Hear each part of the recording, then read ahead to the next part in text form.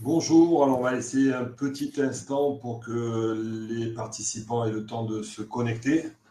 Voilà, on laisse quelques secondes pour que les connexions se fassent et puis on va démarrer la webconférence. Voilà, ça continue à arriver. On va attendre encore quelques secondes et on démarre. Merci.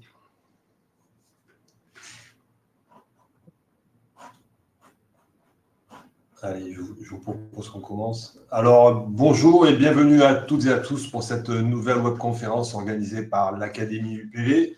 Alors, ce matin, nous allons aborder un sujet qui va toucher un grand nombre d'entreprises, la réforme de la facturation électronique. Alors, à compter du 1er septembre 2026, la facturation électronique deviendra progressivement obligatoire pour toutes les entreprises.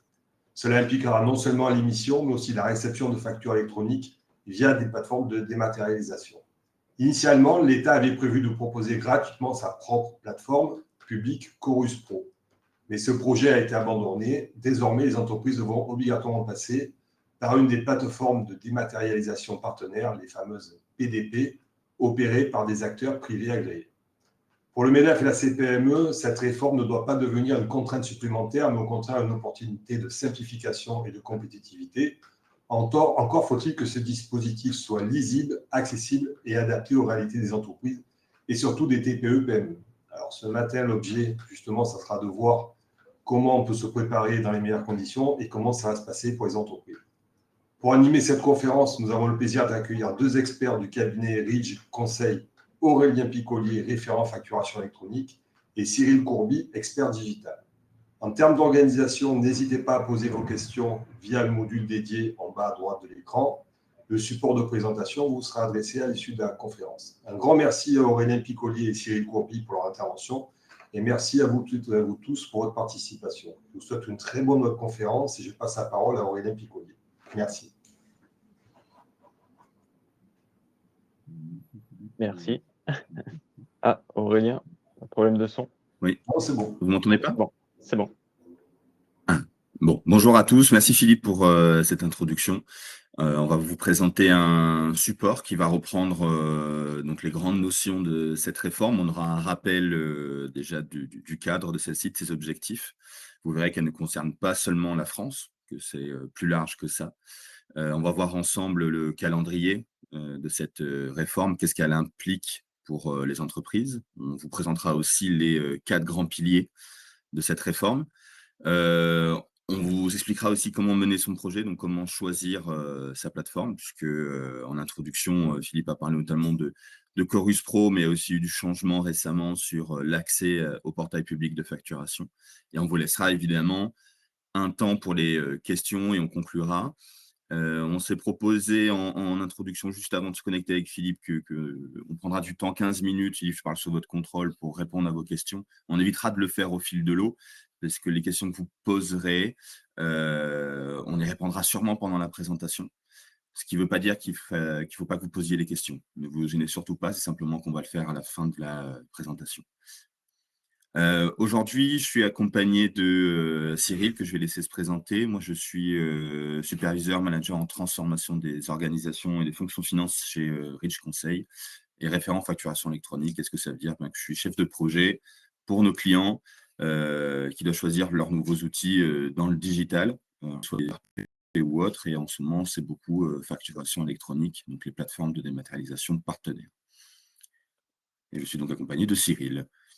Moi, donc, c'est Cyril Courby, donc je suis analyste et expert digital. Analyste, donc je travaille en cabinet chez Ridge depuis 9 ans. Et expert digital, puisque je fais le lien entre les outils du client, nos outils, et je fais en sorte que ce soit le plus fluide possible pour la transmission des pièces et autres demandes particulières. Et dans une moindre mesure qu'Aurélien, j'essaye aussi de trouver des solutions pour que les clients puissent, en fonction de leurs besoins, trouver des outils qui leur correspondent.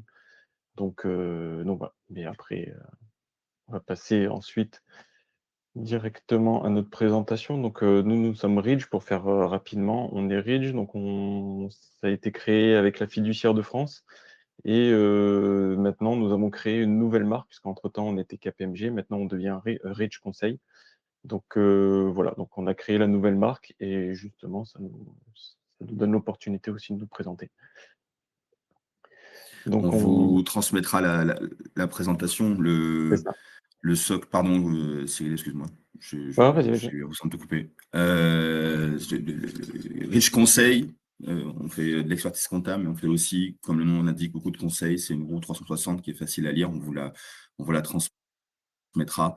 Ça passe par la transmission, ça passe par l'amélioration des fonctions finances, le pilotage, tout ce qui peut vous accompagner tout au long du cycle de vie, des cycles de vie de votre entreprise. Et Cyril l'a bien expliqué, il fait partie du pôle expertise comptable, moi je fais partie du pôle digital et transformation. Donc moi je suis plus sur du conseil orienté projet. Cyril, c'est le conseil du quotidien, l'expertise comptable.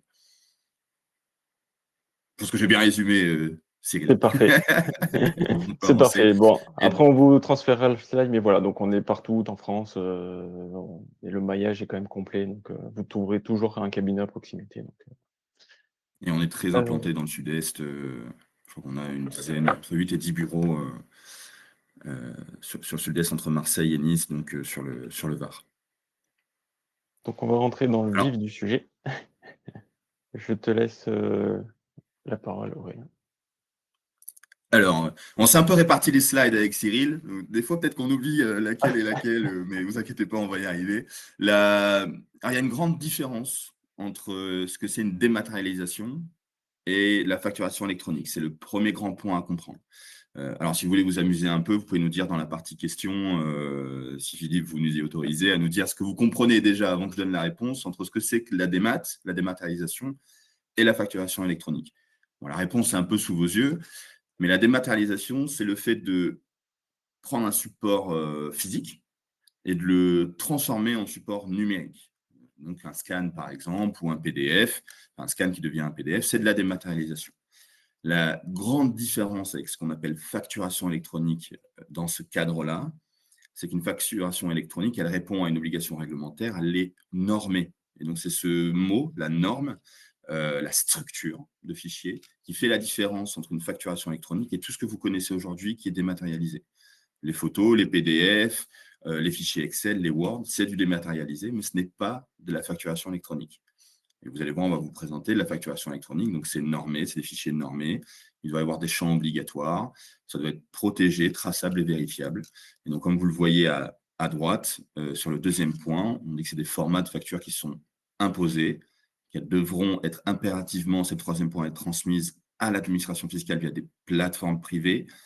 On y reviendra également. Et le dernier point, vous devrez également fournir des reportings de vos données de transaction. C'est le dernier cadre de la facturation électronique, et on a plusieurs. Voilà pour le petit teaser.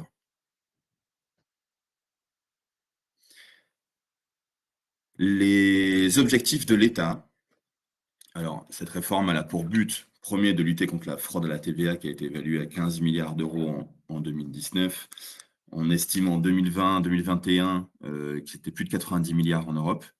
Par les temps qui courent, vous savez que le gouvernement cherche à financer la plupart de ces réformes. Donc, voilà, faut pas se mentir, c'est quand même très lié à la TVA, mais ça a aussi des avantages, on y reviendra, c'est de diminuer des coûts déclaratifs, donc des coûts qui n'ont pas forcément énormément de valeur ajoutée aujourd'hui, qu'on va essayer d'automatiser ou au moins de semi-automatiser. Il y a un énorme élan sur la trésorerie. C'est pour ça que le point 3, on parle de réduction des coûts et des délais de paiement, parce que vous le verrez, on parlera des cycles de vie qui accompagneront, c'est des statuts qui vont accompagner la vie de la facture lors de sa transmission, qui vont vous permettre de savoir si votre client a bien reçu la facture ou non. Donc, ça va être très compliqué aujourd'hui de dire j'ai jamais reçu votre facture, je ne peux pas la payer, ça existera de moins en moins. Et le point 4, améliorer la connaissance en temps réel de l'activité des entreprises. C'est un point que je trouve intéressant lorsqu'il y a qu'il faut réagir par rapport à du macro. Peut-être que le gouvernement, en ayant des données qui remontent de manière beaucoup plus automatique et beaucoup plus réelle, le gouvernement pourra réagir beaucoup plus vite. Et d'un point de vue micro, pour vous, ce sera pareil, on verra, mais ça va quand même nettoyer pas mal de vos données et vous permettre de réfléchir sur ce qui se passe en temps réel dans votre entreprise. Voilà pour cette diapositive. Ce qu'il faut aussi comprendre, alors ce que cette carte représente, c'est l'adoption de la facture électronique dans le monde. Donc, on voit de suite qu'il y a beaucoup de verts, donc beaucoup de suiveurs, mais aussi pas mal de précurseurs, et de pays en développement, donc c'est mondial. Donc, dans un premier temps, c'est surtout européen, il y a une norme qui s'appelle la norme VIDA. Donc, c'est la TVA à l'ère digitale, traduit en français. Ça a été transcrit en droit français et c'est devenu la facturation électronique. Donc l'Allemagne suit à peu près le même calendrier que nous, ils sont un tout petit peu en avance. L'Italie est déjà à la facturation électronique, l'Espagne aussi, bref, ça avance. Le but final, c'est quand même qu'à partir de 2030, l'ensemble des transactions qui seront intra-européennes seront sous format facturation électronique. Donc, c'est un premier pas, ce n'est pas la finalité de la facturation électronique en France. C'est la principale chose à retenir de cette slide-là. Et du coup, pour la France, ça représente quand même une grosse réforme, une des principales depuis 10-15 ans. Donc ça va obliger une mise en conformité pour les grandes entreprises, donc 300 grandes entreprises, 8000 ETI et 7 millions de TPME. Donc celles qui vont être le plus préparées, ça va être les grandes entreprises et les ETI. Donc il y a un gros sujet sur effectivement les TPME, les très petites entreprises, justement, qui vont devoir se mettre en conformité. Donc il va falloir les sensibiliser, il va falloir se former, il va falloir aussi vérifier que tout est conforme pour ne pas avoir de problème parce qu'effectivement, lorsque l'État, en fait, émet une nouvelle norme, derrière, il y a forcément des sanctions, donc qui peuvent être assez lourdes. Donc on parle de 15 € par facture et de 250 € par e-reporting. Alors e-reporting, on y reviendra tout à l'heure, mais c'est ce que disait tout à l'heure Aurélien, c'est un peu le fichier des transactions qu'il va falloir émettre. Donc ça peut vite revenir cher, revenir cher pour les sociétés. Donc vaut mieux se mettre en conformité et en plus de ça, du coup, en avoir des opportunités. Ça aussi, on le verra tout à l'heure, hein. Justement, c'est pour pas la subir en fait et justement en avoir quelque chose de positif. Au niveau du calendrier de la réforme, tout à l'heure, Philippe a un peu fait les grandes lignes. Donc, en gros, en septembre 2026, tout le monde sera concerné par la réception des factures. En fait, ça veut dire que tout le monde va devoir réceptionner les factures par cette réforme. Donc, on y viendra tout à l'heure, mais ça passera par une plateforme, il y aura un cycle de vie à respecter, etc. Donc, ça, voilà, donc toutes les factures seront concernées en septembre 2026 et pour les TPE, PME, l'émission de factures sera, pour cette réforme, actif au septembre 2027. Donc il y a un petit décalage d'1 an pour les émissions, juste pour les TPE, PME. Donc vous avez les les montants par société, donc par effectif, par chiffre d'affaires, par total bilan et du coup, pour vous situer, mais enfin, en général, la plupart des sociétés sont des TPE, PME. Donc voilà, donc c'est un point très important. Ensuite, qui est soumis à l'obligation de la facturation électronique? Donc comme on peut voir, là sur la slide, vous allez avoir des sociétés qui seront concernées directement par la réforme. Donc c'est les assujettis à TVA principalement, c'est ceux qui émettent des actes de commerce, donc ceux qui font de la vente. Et les non concernés, par la réforme, c'est les particuliers, c'est les associations à objet non commercial et les entreprises qui n'ont pas de TVA, donc tout ce qui est international, principalement. Et dans les assujettis, il y a même des gens qui échappent à la TVA, donc les non redevables, donc les micro-entreprises qui seront aussi concernées par cette réforme et donc par la mise en conformité. Et donc c'est un gros changement pour eux, parce que du coup, avant, ils pouvaient enfin, je ne vais pas dire sans rendre des comptes, mais ils pouvaient émettre des actes sans forcément, faire une copie à l'État. Là, ça ne sera plus le cas.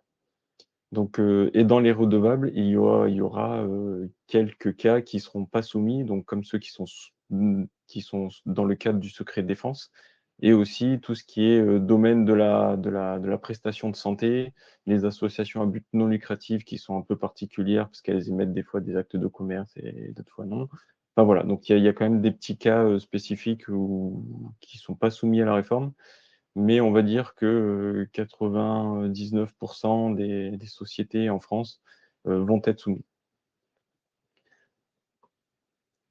Donc les 4 piliers de la réforme. Donc c'est un peu, la réforme, comme vous a dit tout à l'heure Aurélien, ce n'est pas qu'une facture envoyée de façon, électronique. C'est tout un schéma qui met en relation du e-invoicing, donc la facture électronique à proprement parler avec un nouveau format, le e-reporting avec un état des flux, des flux perçus par la société et émis par la société. Une plateforme immatriculée qui va être le centre névralgique de tous ces flux, qui va pouvoir les répartir, envoyer des copies à l'administration fiscale, etc. Et le format des factures, donc ça va avec le e-invoicing, voilà, qu'on va voir tout de suite. Donc le e-invoicing, comme on disait tout à l'heure, ça concerne 2 flux, les flux entrants, les flux sortants, donc pour des obligations de recevoir, des obligations d'émettre. Le calendrier, il est rappelé ici dans la slide. Ce qu'il faut bien avoir en tête, c'est que les flux concernés, c'est vraiment du B2B, donc vraiment de société à société, assujettis à TVA dans les 2 sens. Voilà. Donc et l'autofacturation et les acomptes sont compris dedans. Donc un acompte doit toujours être, mis en relation avec une facture. C'est une obligation depuis quelque temps. Et sur cette, e-invoicing, sur cette facture, il va y avoir des données obligatoires. Il va y avoir 34 champs obligatoires. Donc ça peut être de l'identification de l'acheteur, du vendeur, mais c'est aussi, qu'est-ce qui est concerné par la prestation, l'objet, le détail de la prestation qui est vendue. Voilà, il y a quand même beaucoup de c'est vraiment normé et les champs obligatoires devront être respectés. Donc pour cela, l'État a mis en place enfin l'État, tous les pays qui sont passés à la facturation électronique utilisent des formats spécifiques. L'État en a choisi un, donc en fait, c'est adieu le PDF. Donc vraiment le PDF, sera vraiment accessoire. C'est un peu la solution qu'a choisie la France, c'est-à-dire qu'elle a choisi le format FactureX. Donc le format FactureX, c'est tout simplement, un PDF classique qui sera adossé, donc qui n'a pas trop de enfin, qui n'a aucune valeur, juridique, mais par contre qui sera adossé à un fichier donc XML, qui lui, pour le coup, rentre vraiment dans le cadre de l'obligation. Donc ce fichier comportera toutes les indications qui sont présentes sur le PDF, donc les 34 champs obligatoires et du coup, ben, c'est ça qui va être, suivi dans le flux entre la PDP, l'administration fiscale et bien sûr, bah, le client ou le fournisseur, qui qui aura envoyé tout ça. Alors, je me permets Ouais, juste de faire un tout petit point sur cette partie importante sur le format. Ce qu'il faut bien comprendre, c'est qu'effectivement, il y aura un PDF lisible. Donc, FactureX, c'est un des 3 formats, comme la slide précédente le montrait. Il y aura un fichier XML qui sera indolore pour la plupart des utilisateurs et qui sera capable d'envoyer la PDP en traduction de ce que vous avez dans vos systèmes. Et ce qu'il faut comprendre dans ces deux parties-là, le PDF lisible et le fichier XML, c'est que sur le petit tableau que vous avez en bas à droite, il y a différents types de profils. Et c'est ces profils-là qui vont donner toute la structure de ce fichier XML et du fichier lisible. Et ce qu'il faut bien maîtriser, c'est que le deuxième, qui s'appelle EN 16931, qui est en fait une norme européenne, il permet de faire des factures monocommande, monolivraison. Donc si et la partie extended, ça permet de faire différents cas d'usage. On y reviendra, Cyril, tu y reviendras sûrement.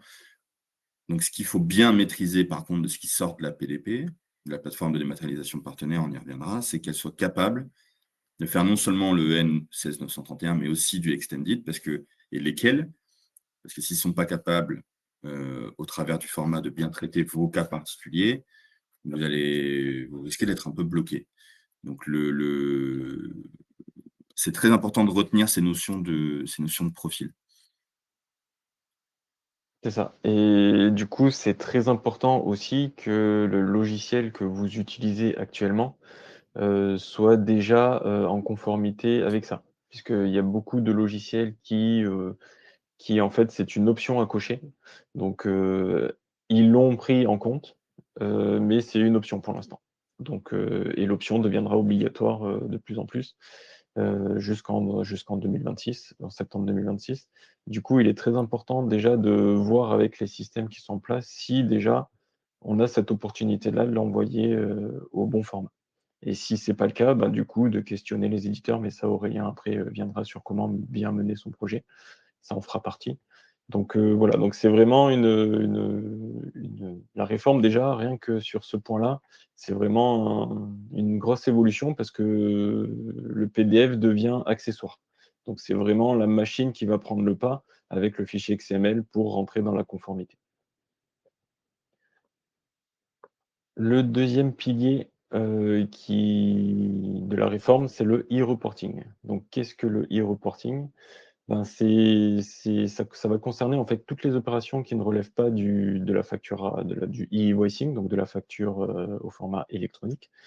Donc, comme les ventes au B2C, donc business to consumer, donc aux particuliers, donc qui ne sont pas soumis à TVA. Les transactions internationales non plus, qui ne sont pas soumises à TVA. L'idée, en fait, c'est de transmettre à l'administration fiscale des données précises pour permettre la prédéclaration de la TVA. Donc, quand ils savent que vous avez encaissé un flux, ben forcément, le flux, il sera présent sur le bordereau de TVA qui suivra. Donc, c'est un levier puissant pour lutter contre la fraude et ça améliore aussi la transparence entre les sociétés et l'État. La fréquence d'envoi de ce fichier, elle dépend du régime. Donc, mais pour un régime réel et normal, actuellement, la réforme penche pour un envoi chaque semaine avec une deadline la semaine suivante. Donc, on parle vraiment d'un flux récurrent et important. Donc ouais, je ne sais pas si tu veux ajouter autre chose, Aurélien, sur ce flux-là.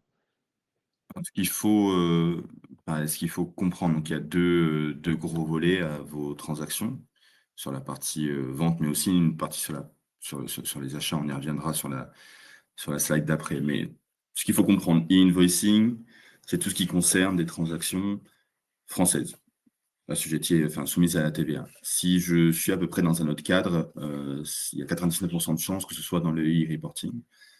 Ce qui différencie un e-invoicing et un e-reporting, c'est que le e-reporting, c'est un format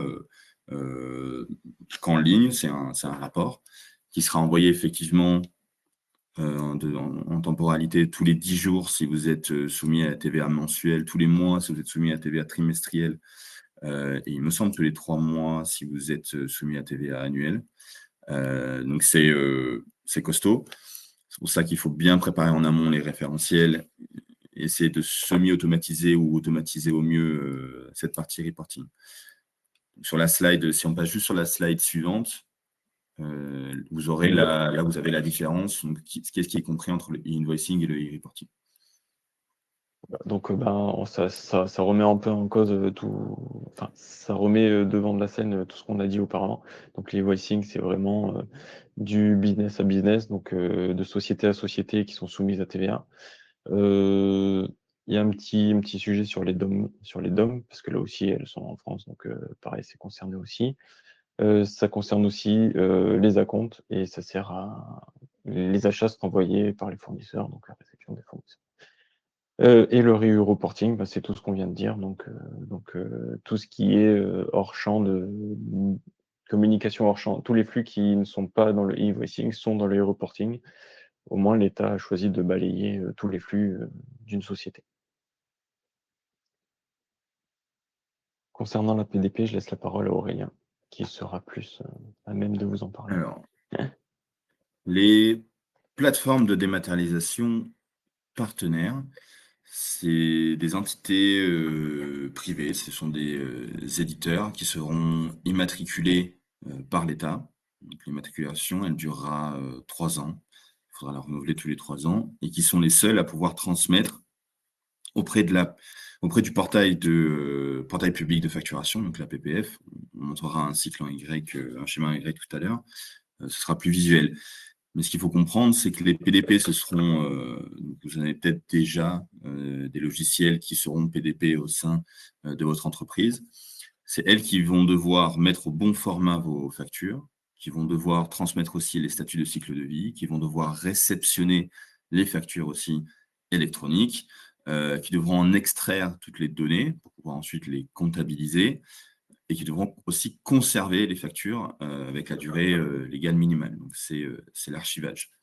Derrière, pour choisir sa PDP, on y reviendra, mais c'est comme la plupart des outils, il faut quand même que ce soit un minimum ergonomique, que ça réponde à vos besoins, parce que c'est une partie en plus que vous allez rajouter en interne. Ou vous allez prendre un de vos logiciels qui s'est placé pour être PDP, il faudra comprendre comment ça fonctionne et savoir l'utiliser ensuite. Donc, il devrait y en avoir une centaine. On est aujourd'hui à 91 ou 92 qui sont sur la ligne de départ. On devrait en avoir une centaine. Ça veut dire, on y reviendra aussi après, vous aurez le choix, qu'il y a des PDP qui vont s'adresser à votre taille d'entreprise et d'autres non, et des PDP qui vont s'adresser à votre secteur, d'autres non. On rentre vraiment dans une philosophie de choix d'outils.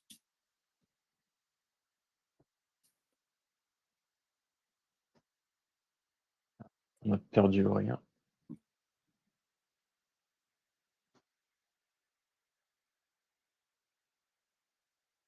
Bon, bah, je vais reprendre un peu le site, mais effectivement, du coup, la PDP est vraiment importante. Donc, c'est vraiment le socle au e-voicing, au e-reporting. Et là, l'expert comptable a déjà un petit rôle à jouer. C'est-à-dire que nous, par exemple, chez Rich Conseil, on commence à envoyer des mandats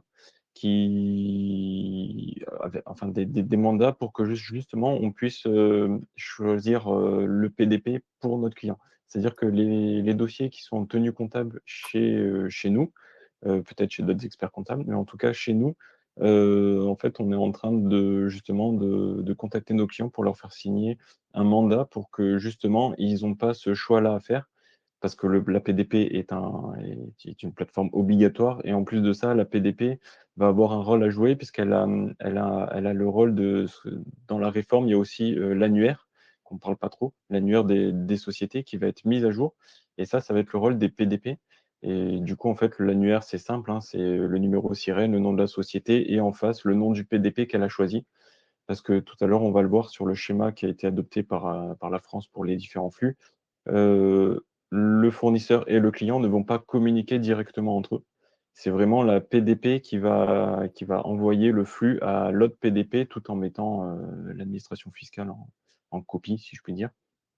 Donc voilà, donc il faut vraiment se rapprocher de l'expert comptable qui peut vous aider justement à sélectionner, cette PDP et d'ailleurs, c'est ce que je vous conseille parce qu'effectivement, comme disait Aurélien tout à l'heure, les choix peuvent être, plus de 90, PDP, secteurs différents, besoins différents. Ça peut vite être un problème pour les sélectionner, pour avoir le bon outil, sachant qu'il y a déjà des PDP, je pense notamment aux banques, qui sont très agressifs envers agressifs marketing, hein, je parle, hein, qui vraiment disent par exemple aux clients que c'est une obligation, etc. Et ils proposent leur PDP sans forcément avoir un état des besoins du client. Donc c'est très important que ce soit le client qui mène la barque avec ses propres besoins, justement pour en faire une opportunité de bon développement.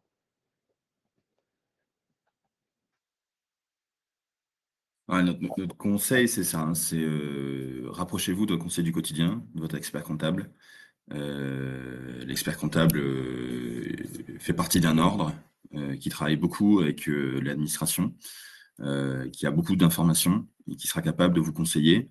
Les mandats dont a parlé Cyril, c'est aussi très important, ça vous permet de déléguer votre devoir réglementaire de vous inscrire sur l'annuaire.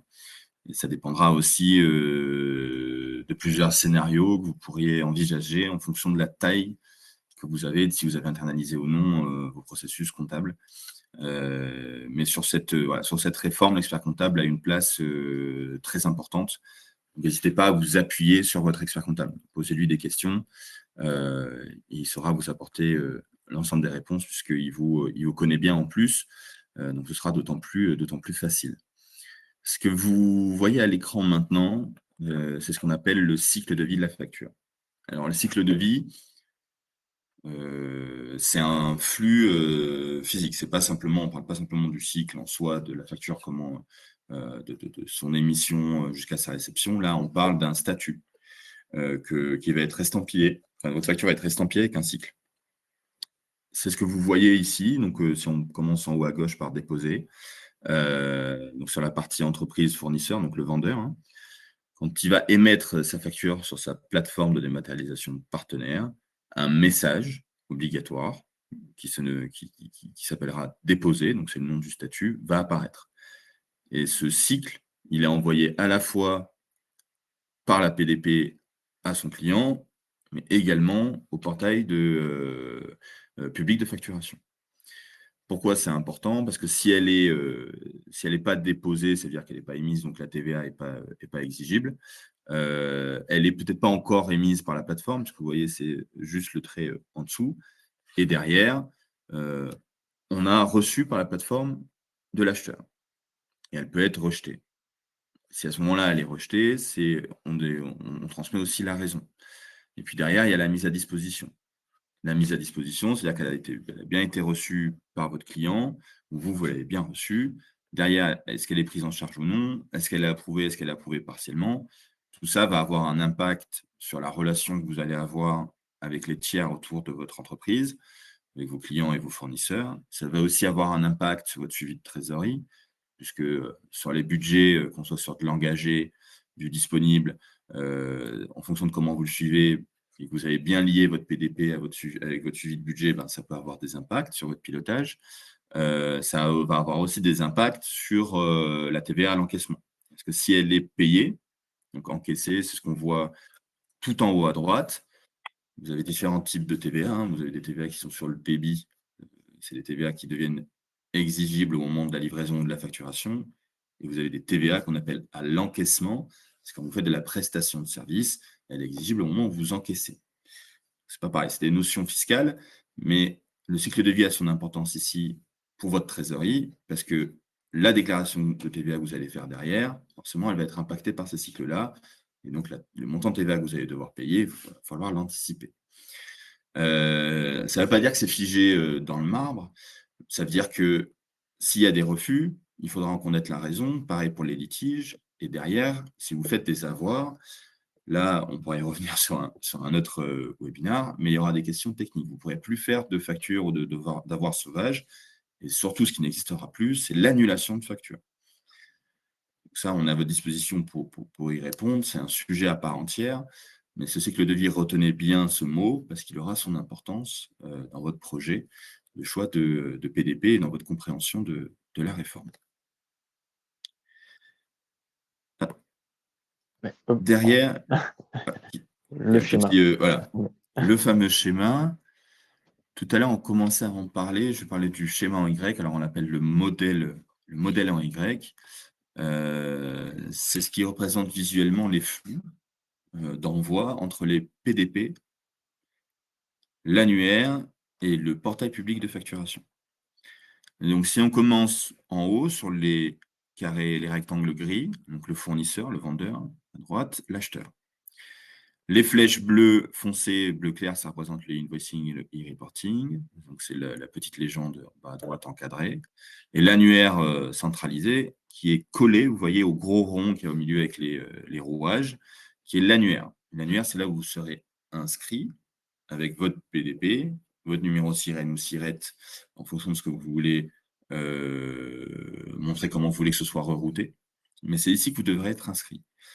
Et vous voyez, il n'y a pas de flèche directe entre fournisseur et acheteur, si on repart en haut du modèle en Y. Ce sont en dessous les PDP qui communiquent entre elles. C'est-à-dire que les envois par mail qu'on fait encore couramment ou la réception via des plateformes n'existera plus, ou en tout cas, elle sera marginale. En tout cas, elle existera encore peut-être auprès de ceux qui ne font pas partie, qui sont dehors du cadre de la réforme. Cyril l'a évoqué tout à l'heure, ceux qui ne sont pas assujettis à la TVA, par exemple. Donc, ça veut dire que vous allez communiquer directement, si on regarde à gauche, avec votre propre PDP. Donc, ici, on parle de PDP d'émission, parce que c'est celle qui va servir à faire l'envoi de la facture. Et cette plateforme de dématérialisation de partenaires, elle va l'envoyer en même temps à la plateforme de dématérialisation de partenaires de votre client, et en même temps au portail public de facturation, qui va centraliser l'ensemble des données, qui va faire mouliner tout ça dans une grosse intelligence artificielle, si on peut s'exprimer ainsi. J'y vais vraiment avec des gros couteaux, hein, il ne faut pas... mais ça va lui permettre à l'administration fiscale de rapprocher d'autres types de déclarations et d'aller beaucoup plus vite dans son contrôle de TVA. Donc, il faudra être prudent en amont sur ce qui est envoyé, ce qui sort de votre PDP et de votre processus de facturation. Derrière, vous avez aussi le e-reporting qui est envoyé. Vous voyez que ça communique entre la plateforme publique de facturation et la PDP de votre client également, puisqu'il y a des informations qui sont retranscrites, notamment les cycles de vie aussi. Donc, ce qu'il faut comprendre sur ce modèle en Y, c'est que les envois directs entre fournisseurs et acheteurs sur des activités commerciales assujetties à la TVA n'existeront plus. Ça devra passer par des PDP. Donc, c'est votre PDP qui deviendra central et qui centralisera la donnée, mettra au bon format, sous la bonne structure, et l'enverra à la PDP de votre client et à la PPF en même temps.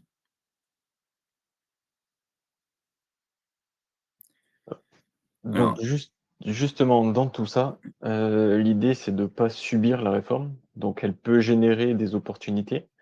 Donc, des opportunités sur la synchronisation entre les différents tiers.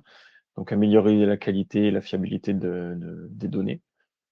Ça peut être une opportunité justement pour générer des tableaux de bord et puis derrière de pouvoir les piloter. Donc, c'est le deuxième point, amélioration de l'efficacité opérationnelle.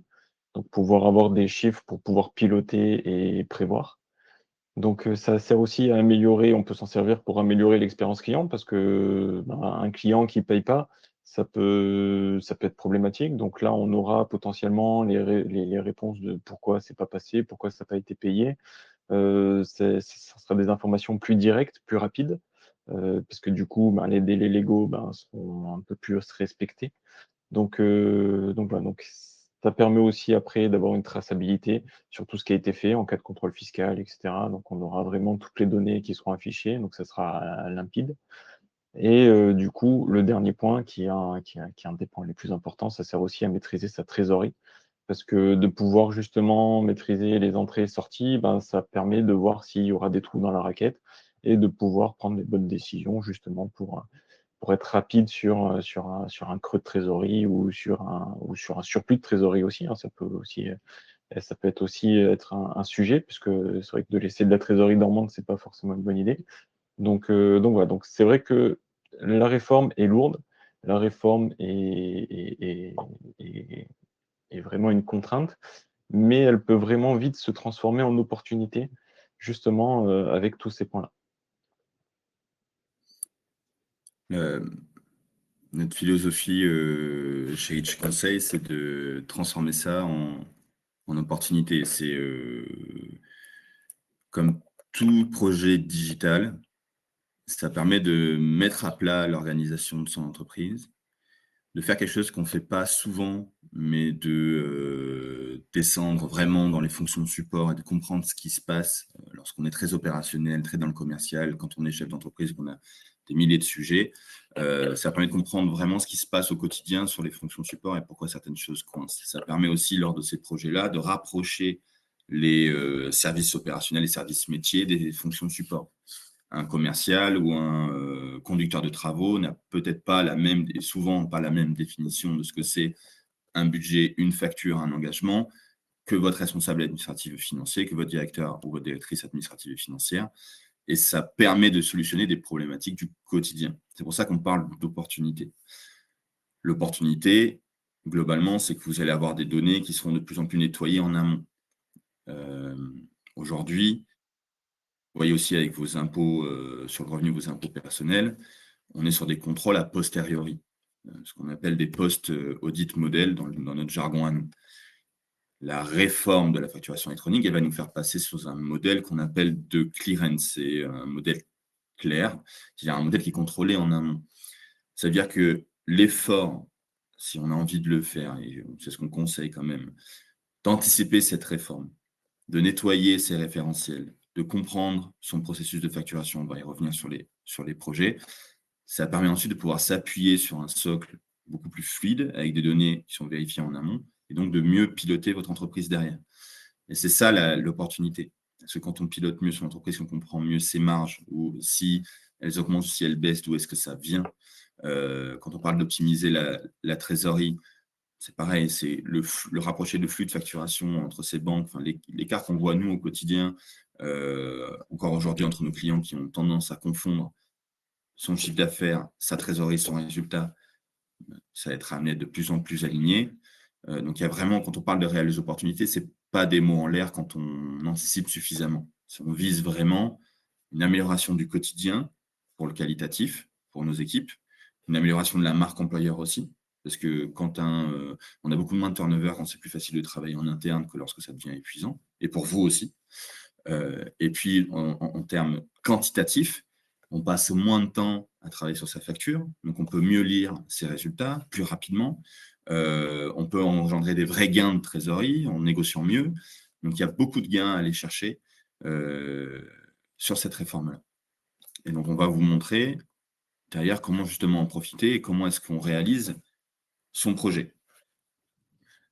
Donc, pourquoi est-ce qu'on parle de projet? Vous l'avez compris, il y a la plateforme de dématérialisation de partenaires qu'il va falloir choisir. Et donc, pour choisir un nouvel outil, il va falloir comparer le marché. Il va falloir comprendre les offres qui sont disponibles. Et pour comprendre les offres qui sont disponibles, pour comprendre vers lesquelles il faut s'orienter, il va falloir se comprendre soi-même. J'aime bien l'analogie avec la course à pied.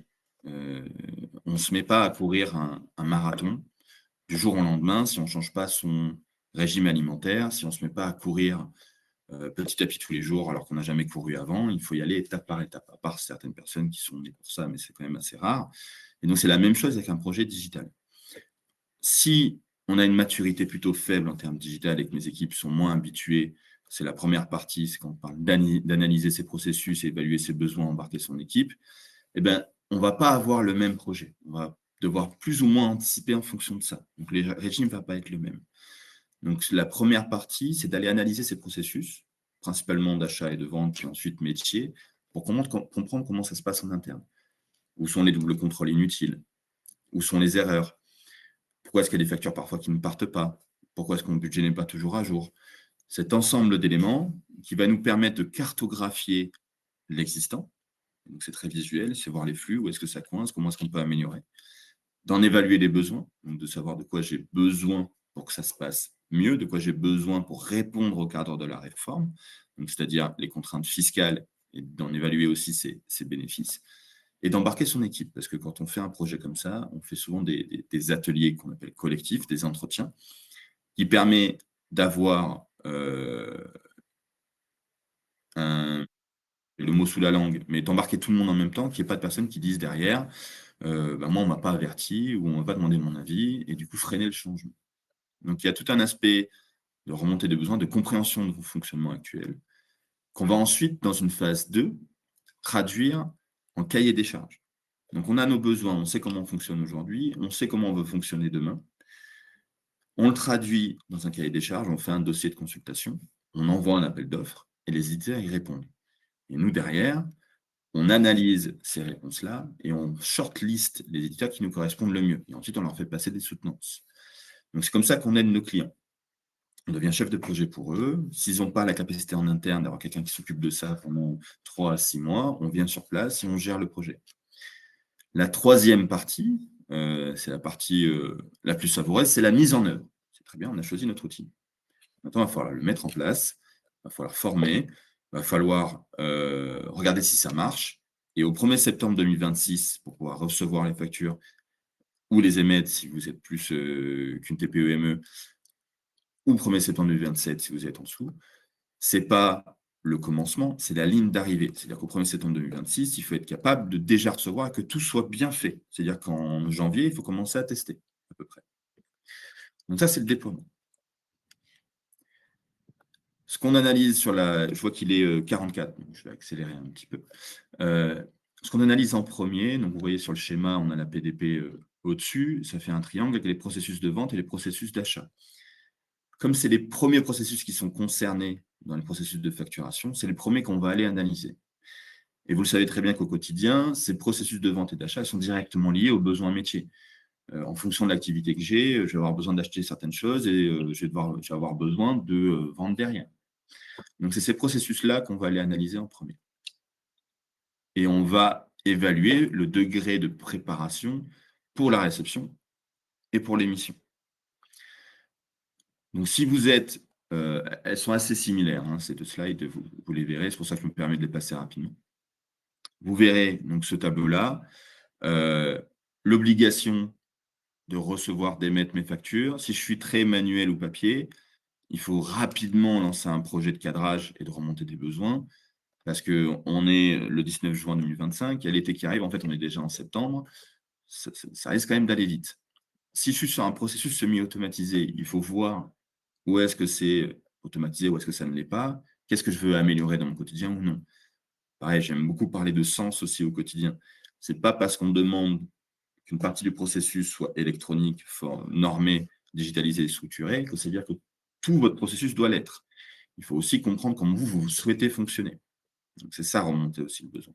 Et en troisième, si vous êtes un processus déjà automatisé, que vous êtes en avance sur beaucoup de monde, eh ben, c'est déjà se rapprocher des éditeurs et être sûr que par rapport à l'existant, ça ne vienne pas créer du frottement. J'avance Le un peu vite parce qu'après, frottement, je vais me faire gronder par tu Philippe.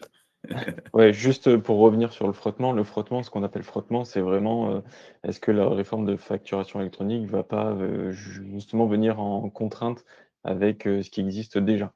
Est-ce que ça va pas faire du doublon? Est-ce que ça va bien fonctionner avec ce qui existe déjà? Est-ce que si le PDP met des mises à jour, est-ce qu'elles vont bien se faire aussi de notre côté? Enfin voilà, ça pose d'autres questions, mais, qui sont assez importantes. Alors, sur ces projets qu'on mène, il y a 3 grandes hypothèses. En général, on fait le cadrage, on remonte les besoins et on crée ce qu'on appelle des scénarios, c'est-à-dire des choix très structurés avec un plan d'action à proposer à nos clients et on choisit ensemble lequel convient le mieux et on crée derrière le déploiement. Il y a 3 grandes hypothèses qui se détachent aujourd'hui par rapport à la facturation électronique. L'hypothèse 1, la facturation est externalisée auprès de l'expert comptable qui gère les flux et vous inscrit sur l'annuaire. C'est-à-dire qu'il a sa propre PDP, il a une interface avec vous, il va gérer totalement la partie envoi du invoicing et du e-reporting. C'est faisable. Ce qui est bien, c'est que ça externalise complètement le risque. Vous n'avez pas beaucoup de changements en interne normalement. Et puis, en général, les experts comptables ont des plateformes de plus en plus dynamiques. L'inconvénient, c'est que si vous avez une certaine taille et un besoin d'internaliser, ça peut ne pas convenir. L'hypothèse 2, c'est l'implémentation de votre PDP en interne en supplément de votre architecture SI actuelle. Donc, ça peut rajouter une brique à votre logiciel comptable déjà existant, votre logiciel de facturation déjà existant, ou ça peut répondre à une problématique existante, c'est l'hypothèse 3.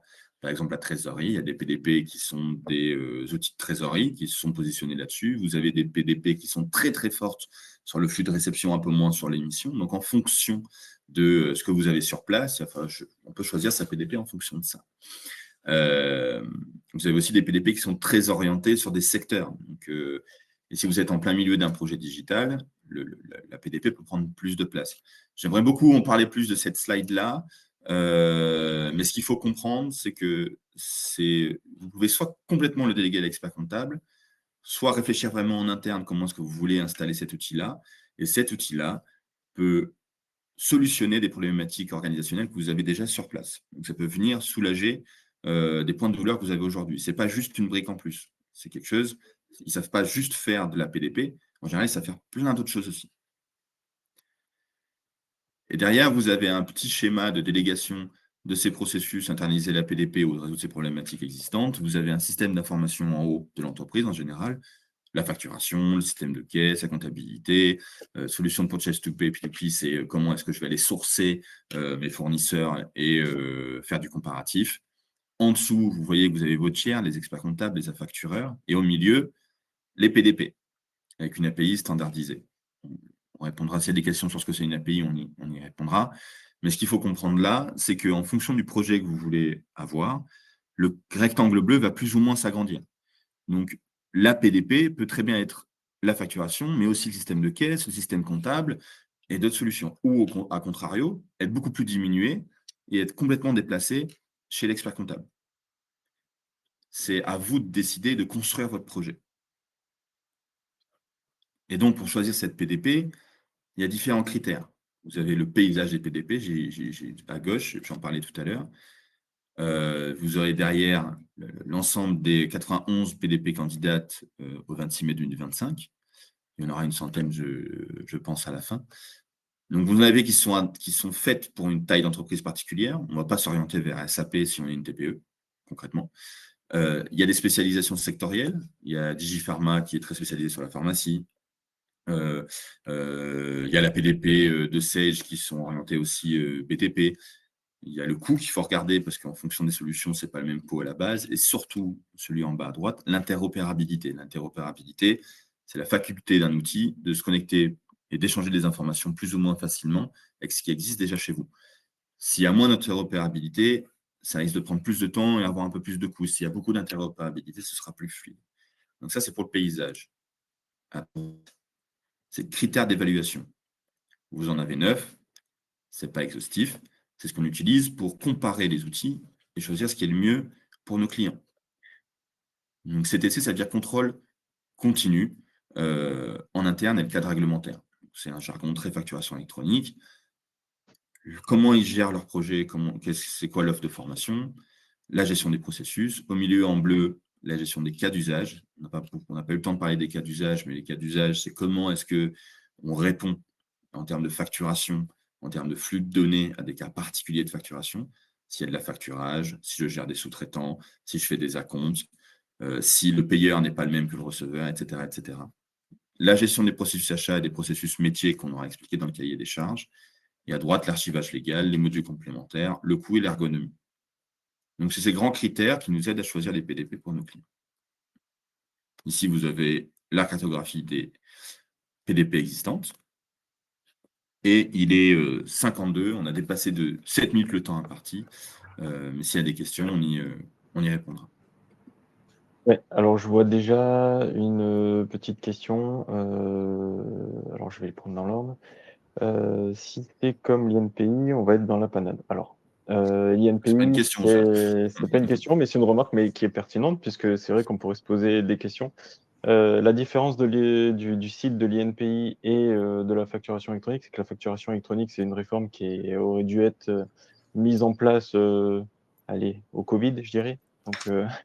Donc voilà, et qui a été repoussée d'année en année. Donc d'année en année parce que certains prestataires, que ce soit les PDP ou la plateforme publique de facturation ex-Chorus Pro, n'étaient pas prêtes forcément à recevoir tous les flux. Donc en fait, ils ont vraiment changé leur fusil d'épaule, ils ont travaillé dessus, et c'est pour ça que maintenant, ils passent que pour la PDP. Donc je dis ça juste pour dire que en fait, c'est plus l'État qui crée le système des flux, etc. C'est vraiment c'est pas la fonction publique, quoi. C'est vraiment des professionnels qui ont fait ça, des prestataires, pour après pouvoir en dégager des revenus. Donc je pense pas qu'on aura les mêmes problèmes que l'INPI.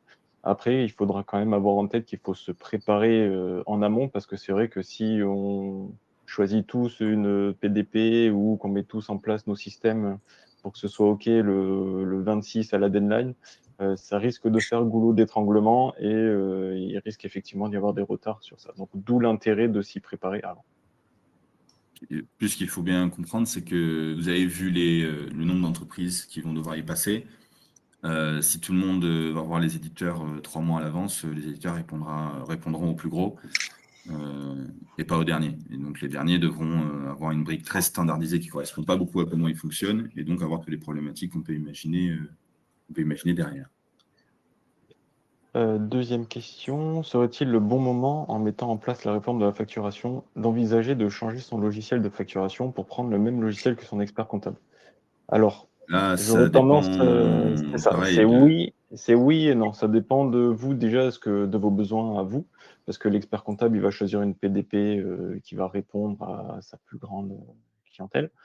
Mais dans la clientèle, après, les logiciels, ils ont des briques un peu indépendantes sur, par exemple, je pense à Pennylen, que nous, on utilise, par exemple, chez Ridge, qu'on peut proposer en collaboratif aux clients. Pennylane, c'est simple, c'est un logiciel comptable, un logiciel de gestion, donc pour avoir des suivis de trésorerie, des tableaux de bord, etc. C'est aussi une carte, un compte bancaire mis à disposition gratuitement avec une carte pour éviter les notes de frais, les choses comme ça. Donc vous voyez, donc déjà juste un logiciel, ça répond à 3 besoins.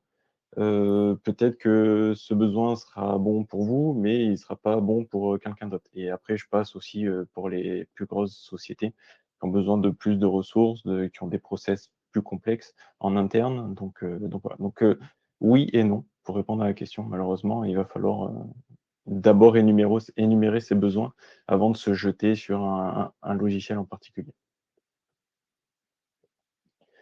Ensuite, les micro-entrepreneurs ne sont pas concernés selon votre présentation. Quid des micros soumis à la TVA avec la réforme des 25 000 euros?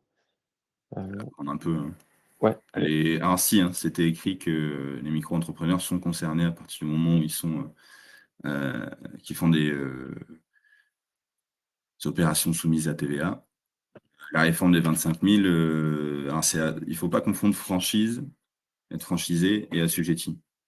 Si vous avez des activités assujetties à la TVA et que vous êtes en franchise, vous êtes dans le cadre de la TVA. Donc les micro-entreprises sont concernées par la réforme. Donc il va falloir, si vous êtes aussi une grande entreprise et que vous avez beaucoup de micro-entrepreneurs autour de vous, il va falloir aller conseiller vos amis aussi, parce qu'on a un rôle, quand on a une certaine taille dans la région, aussi un rôle pédagogique. Et je vois la question de Coralie pour les entreprises intermédiaires pas encore soumises à la TVA. Pouvez-vous reformuler les obligations de la réforme? Alors, je ne suis pas sûr. Alors, si EI, c'est bien entreprise intermédiaire que Coralie veut dire. Entreprise individuelle, je pense. Ou Entreprise entreprise individuelle, je pense. individuelle. Ok, c'est mon, Des c'est ma formations. déformation professionnelle. Pareil, si vous avez une activité qui rentre dans le cadre de la TVA, vous rentrez dans la réforme. Même si vous êtes en franchise. Donc c'est vraiment, il faut distinguer deux choses en France. Il y a les activités qu'on appelle commerciales et les activités qu'on appelle civiles. Les activités commerciales sont par essence, hors exception, comme le médical, la formation, etc., soumises à TVA. L'assujettissement à TVA comprend la franchise, c'est-à-dire quand on est zéro et qu'on ne paye pas de TVA. Alors, Xavier nous dit quelles obligations pour une association culturelle à but non lucratif avec numéro SIRET, mais aussi avec consolidation de structure sans numéro SIRET. Alors, les associations en général qui sont à but non lucratif et qui n'ont pas d'activité commerciale sont en dehors de la réforme de la facturation électronique. La question qui se pose et qui n'est pas encore, on n'a pas encore l'ensemble des éléments parce que ça touche encore un peu, c'est est-ce que si je suis en dehors de la réforme de la facturation électronique, est-ce que je peux quand même m'inscrire à l'annuaire? Ça, il me semble que oui, je ne veux pas m'engager là-dessus parce que c'est encore des questions qu'on se pose. Ce qu'il faut comprendre, c'est que si vous dépassez un certain seuil, je crois bien que ce soit 10% d'activité commerciale, vous entrez dans un autre cadre, et dans ce cas-là, vous devrez être à la réforme de la facturation électronique. Ce n'est pas tellement le fait que vous ayez un numéro SIRET au lieu d'un numéro RNA, mais c'est possible avec un numéro SIRET, il me semble, de s'inscrire sur l'annuaire. Autre question d'Emmanuel. Est-ce que les PDP géreront également la facturation pour les administrations avec Chorus? Alors, oui. Oui, mais il y aura deux choix pour le coup. C'est soit, sous contrôle d'Aurélien, soit on peut toujours utiliser Chorus si on n'a pas d'autres besoins, mais le PDP fera aussi le lien avec Chorus, donc pour le B2J, effectivement. Que pensez-vous du logiciel Sage pour la mise en place de la réforme? Là, on en revient à ce qu'on disait tout à l'heure, hein. Vas-y.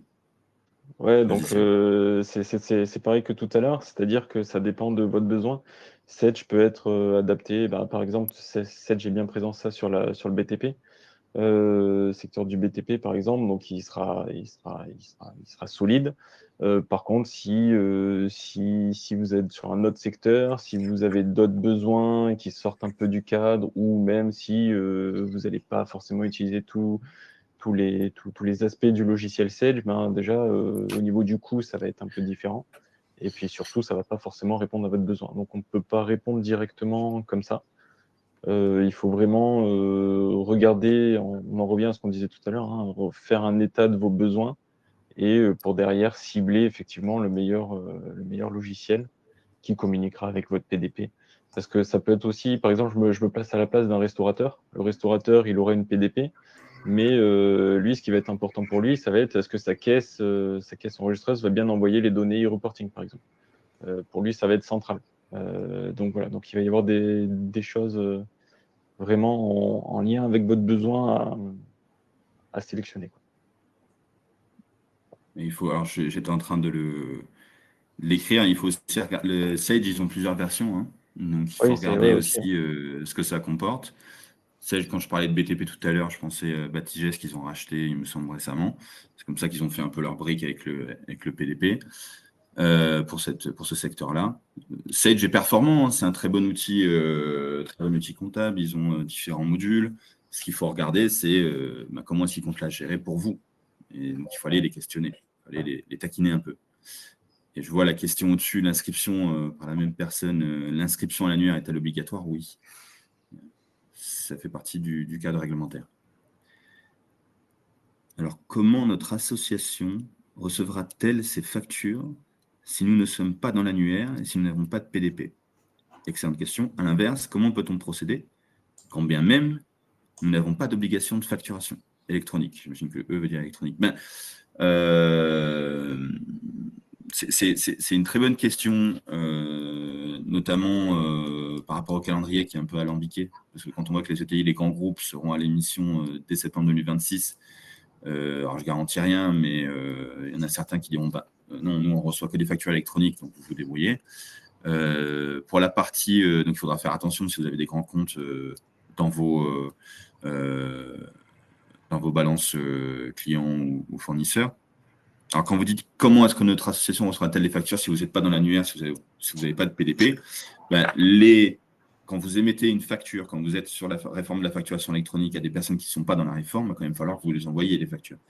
Et donc là, est-ce qu'ils continueront à passer par mail ou est-ce qu'ils choisiront une PDP qui est capable de gérer l'ensemble des flux, à savoir ceux qui sont concernés par la réforme et qui ont une PDP et ceux qui n'y sont pas concernés? Ça pareil, qu'il y ait des charges. Pour reprendre Sage tout à l'heure, est-ce que Sage, s'ils sont PDP, est-ce qu'ils vont facturer au même prix un flux et les deux, ou est-ce que ça va être différent? Est-ce que Sage va être capable d'émettre une facture via la PDP et aussi des factures qui ne rentrent pas dans le cadre de la réforme? Voilà, c'est des questions très intéressantes et qui dépendent du cahier des charges que vous donnez à vos éditeurs. Mais ceux qui sont en dehors de la réforme pourront continuer à recevoir des factures autrement que numériques, que par des facturations électroniques, pardon. Et comment est-ce qu'on peut procéder quand bien même, quand vous n'avez pas d'obligation de facturation? Je pense que je viens d'y répondre, Xavier. Confirmez-moi sur la question si c'est bon pour vous. Il est 10h03, il reste quelques questions. Philippe, on fait quoi? On va jusqu'au bout des 3 dernières. Allez, on continue. Allez. Christine nous dit, est-ce que Use est bien pour effectuer des facturations électroniques? Et j'ai une facturation d'une centaine de factures par an. Alors, Use, Rich Conseil n'est pas un intégrateur de solutions. Par contre, Use, on connaît très, très bien.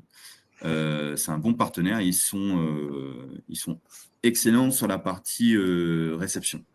Sur la partie émission aussi, ils sont PDP. Nous, on a des très bons retours de nos clients sur ce que fait Use. Et si vous avez une centaine de factures à émettre par an, je pense qu'ils sont très bien. Si vous avez déjà Use dans votre entourage, que vous communiquez déjà avec eux, nous, on a de bons retours. Voilà. Alors après, toujours pareil, il faut les comparer aux autres offres autour. Il faut faire un cahier des charges très clair et qu'ils y répondent très clairement. Mais oui, c'est un bon logiciel, un bon éditeur. Comme une TPE, devons-nous avoir un PDP pour septembre 2026 afin de recevoir les factures de nos fournisseurs? Ou pouvons-nous attendre 2027? Alors oui, le PDP est obligatoire du coup. Donc pour la réception de factures déjà, donc dans un premier temps, donc effectivement, il faut, alors que ce soit TPE, PME, dans tous les cas, septembre 2026, c'est la date pour l'obligation de réception de toutes les sociétés, donc de toutes les personnes qui rentrent dans le champ de la réforme. Donc effectivement, vous rentrez dedans aussi. Donc effectivement, il faudra se mettre en conformité pour septembre 2026. Et la dernière question de Marc. Cette réforme il faut arrêter les questions FB. Hein. On a dit que c'était les 3 dernières. Cette réforme impose donc un coût nouveau supplémentaire pour chaque entreprise, c'est l'abonnement à la PDP. De quel ordre peut-il être? Alors ça, c'est aussi un vrai sujet, parce qu'il y a des PDP qui, pour l'instant, se disent gratuits, entre guillemets. C'est-à-dire que, par exemple, nous, à Rich Conseil, on va effectivement proposer une solution. Alors, elle sera gratuite pour nos clients, mais le coût sera, je pense, supporté par nous. Donc, effectivement, il y aura un petit coût.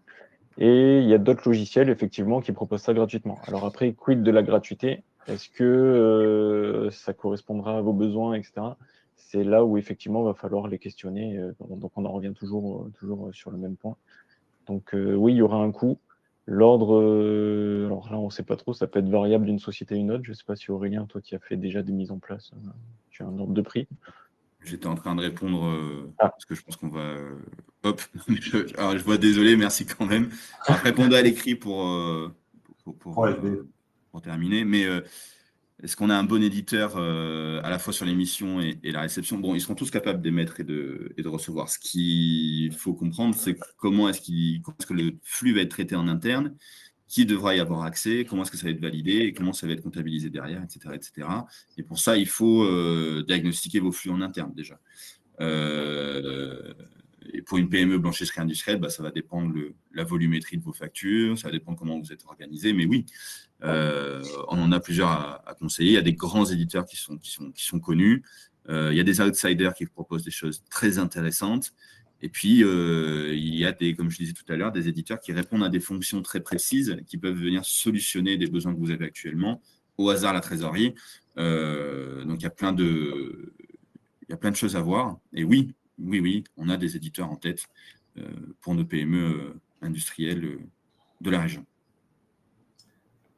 On va clôturer sur ce mot, parce que sinon, je crois que les échanges ont été très riches. Alors, merci Aurélien, merci Cyril, merci aux participants pour toutes ces questions. Alors, moi, je n'avais pas une question, mais une petite remarque, parce que Aurélien est passé assez vite sur les critères d'évaluation. Je ne sais pas si c'était prévu dedans, mais en tout cas, il y a aussi un critère altéré qui est celui de la sécurité des données. Tout à fait. Alors, c'est vrai qu'il y avait les catégories, c'était peut-être dans une des catégories. En tout cas, c'est un point à ne pas négliger. Voilà. Donc, je remercie tout le monde pour cette web conférence. Je vous donne rendez-vous pour la prochaine web conférence la semaine prochaine, le 26 juin, pour un tout autre sujet, puisqu'on abordera la gestion des impayés. Et je vous souhaite une belle journée à toutes et à tous. Merci. Merci beaucoup. Merci à tous. Bonne journée. Au revoir.